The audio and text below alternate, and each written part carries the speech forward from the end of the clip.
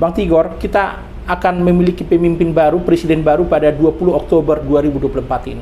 Sebagai anak bangsa yang dikenal juga seorang pemerhati politik, seorang cendekiawan dan motivator, apa yang Abang mau sampaikan kepada pemerintah yang baru nanti dalam hal ini Pak Presiden Prabowo Subianto dan Raka Buming Raka ke depan? Oke.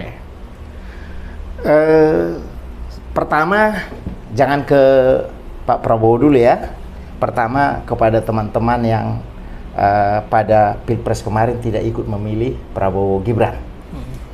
Saya mau mengatakan, terlepas dari semua pro dan kontra, kita sudah menjalani pemilu dan sudah ditetapkan hasilnya adalah Prabowo Gibran.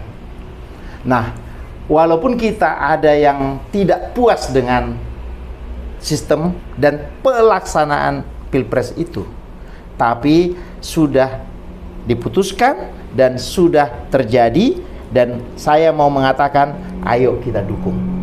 Itu kepada teman-teman yang dulunya tidak memilih beliau, tetapi untuk saat ini saya mengatakan prosesnya sudah selesai, maka saatnya kita bersatu padu untuk mendukung pemerintahan yang akan dilantik pada 20 Oktober yang akan datang ini. Saya tidak melihat kemampuan memimpinnya dulu yang pertama, tapi ada satu kebanggaan bagi saya, ya, bahwa orang muda ternyata juga mendapatkan kesempatan dari bangsa ini untuk bisa memimpin.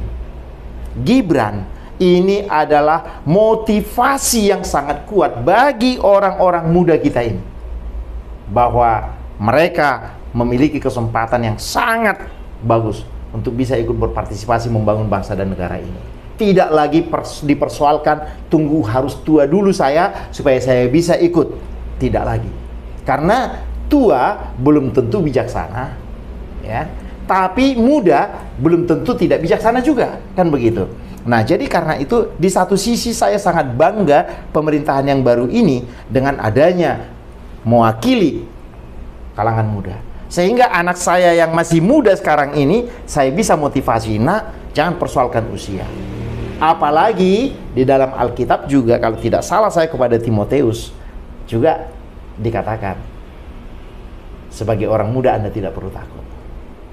Ya, yang penting Anda menghormati orang yang lebih tua dari Anda, tapi Anda harus bisa ikut berpartisipasi memimpin bangsa dan negara ini. Jadi saya bangga dengan hasil pemilu kemarin, terlepas semua pro dan kontra, tapi saatnya sekarang kita mendukung pemerintahan ini untuk menuju Indonesia Emas 2045 yang akan datang. Harapan saya kepada Bapak Presiden terpilih dan Wakil Presiden terpilih, di tengah-tengah bangsa ini kita lihat, kasat mata masih kita lihat bahwa kemiskinan itu masih melekat pada sebagian rakyat kita. Jurang antara orang miskin dan kaya itu sangat-sangat dalam. Maka adalah tugas pemerintah yang sekarang ini untuk mengangkat, bukan menurunkan yang kaya ini, tapi mengangkat yang di level bawah ini untuk bisa sejajar dengan orang-orang yang di level atas. Salah satu cara terbaik adalah pendidikan. Nah, melalui pendidikan, kalau anak-anak bangsa ini pendidikannya sudah memadai, kalau semua rakyat Indonesia ini sudah berpendidikan sarjana, saya yakin pemerintah tidak terlalu pusing lagi memikirkan lapangan kerjanya. Karena apa? Mereka sudah bisa menciptakan lapangan kerja. Saya berharap, harapan saya, sebaiknya biaya pendidikan mulai dari taman kanak-kanak sampai program jenjang S1 sebaiknya sepenuhnya bisa dibiayai APBN. Tidak peduli dia orang kaya, orang miskin, semuanya yang masuk di pendidikan jenjang taman kanak-kanak sampai perguruan tinggi sebaiknya pembiayaannya ditanggung oleh negara. Nah, jadi biaya pendidikan kita bisa gratis sehingga membuka kesempatan seluas-luasnya kepada orang-orang yang terpinggirkan, orang-orang miskin untuk bisa menikmati pendidikan tinggi. Nah, melalui pendidikan ini saya katakan tadi bahwa alumni-alumni perguruan tinggi itu tidak lagi sebagai pencari kerja, tapi mereka sudah pencipta lapangan kerja. Ketika rakyat ini sudah bisa menciptakan lapangan kerja, secara otomatis bangsa ini sejahtera. Karena apa? Pencipta lapangan kerja akan menjadi pembayar pajak. Maka pendapatan negara melalui pajak akan sangat tinggi, sehingga pendapatan melalui pajak ini akan didistribusikan kembali untuk memakmurkan bangsa dan negara kita. Itu harapan saya, dan saya sangat percaya Pak Prabowo dan Gibran bisa membawa bangsa ini kepada bangsa yang lebih baik, lebih maju dibanding dengan pemimpin-pemimpin sebelumnya.